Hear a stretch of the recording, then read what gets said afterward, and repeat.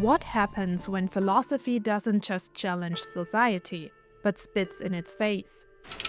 Our next file opens with Diogenes of Sinope, the man who chose a jar over a house, shamelessness over convention, and the life of a dog over the life of a citizen. Was he a philosopher or a scandal?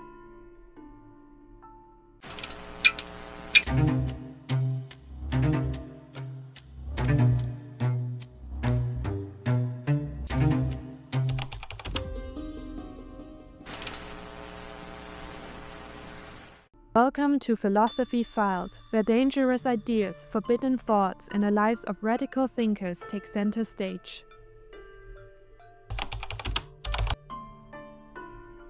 Born around 413 BCE in Sinope on the Black Sea, Diogenes' life took a sharp turn when he and his father were implicated in debasing the local currency. Exiled, he abandoned wealth and position and turned disgrace into his greed. If society itself was corrupt, why should he obey its rules? Settling in Athens, Diogenes embraced Cynicism, literally the philosophy of the dog. He lived with radical self-sufficiency, barefoot, wrapped in a cloak that doubled as bedding, and often sleeping in a giant clay jar, not a barrel as later stories claimed. But what made Diogenes infamous was his defiance of every norm. He urinated, defecated, and even masturbated in public, declaring that what is natural should never be hidden. He begged for food, mocked the wealthy, and once threw away his only cup after seeing a boy drink with his hands. "Nature had already provided me with a cup," he stated. His acts were not random provocations, they were philosophy in action, a living critique of culture's repression of nature. For Diogenes, true freedom meant stripping life down to bare necessity, what the Greeks called autarkia. He saw civilization as chains we willingly wear, while the dog teaches us to live without shame, closer to nature.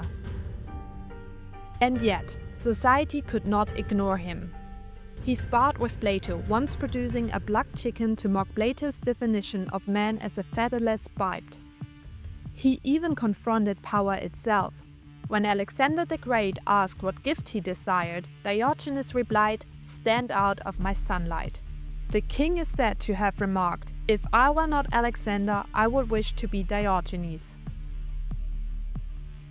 To many Athenians, he was both comic and unsettling, a mirror held up to their hypocrisy.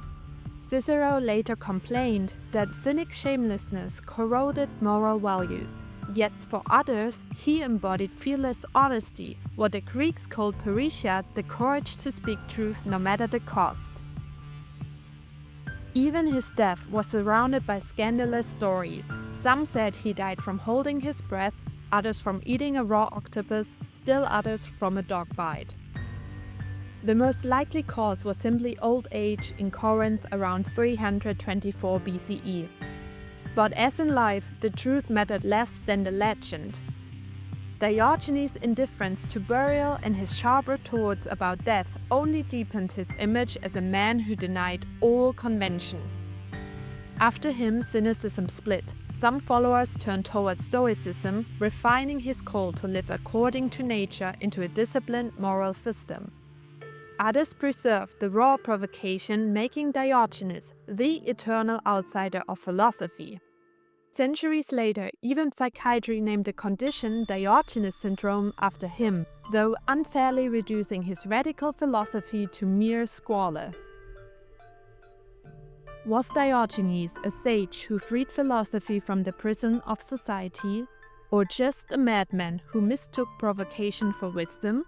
What is clear is that his life forced everyone to confront the uneasy tension between nature and culture, freedom and shame.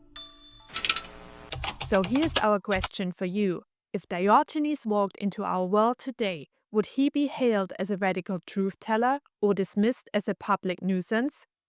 Tell us what you think in the comments. And please keep in mind, this series is researched with great care and passion for philosophy. Still, in the vast landscape of sources and interpretations, details can sometimes be missed and represented imperfectly. If you notice anything that needs correction or clarification, we at the Hegel-Haus Museum truly appreciate your feedback and input in the comments.